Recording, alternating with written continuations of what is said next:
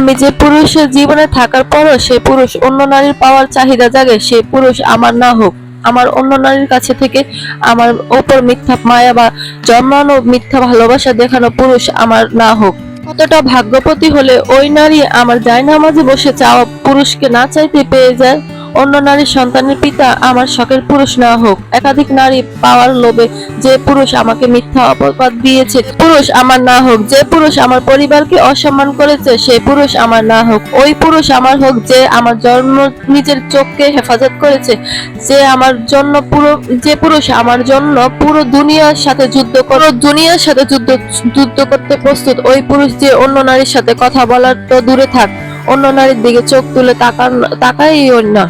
ওই পুরুষ হোক আমার পুরুষ পুরো দুনিয়ার সামনে বলতে লজ্জা পাবে না যে তোমাকে ভালোবাসি। ওই পুরুষ আমার হোক যে হাজারবার ছেড়ে যাবে বলেও শেষ নিঃশ্বাস পর্যন্ত থেকে যাবে।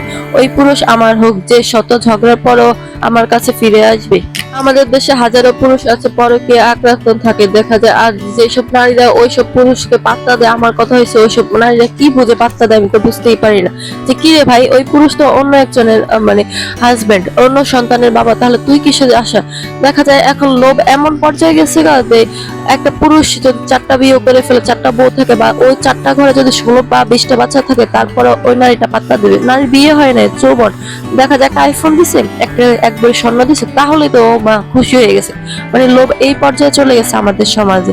কি একটা অবস্থা বুঝতেই পারতেছি না। পুরুষ মানুষের পিছনে মানে নারী লেগেই থাকে, মানে একটু লোভ দেখালে মেয়েরা উঠতে পড়ে। তো এরকম চারপাশে অনেকেই দেখতেছি, আর কি বলবো ভাই, বললে তো বোঝানো যাচ্ছে না। আমি তো মাঝে মধ্যে ভাবি যে কি রে ভাই, কোন জমানায় আছি আমি।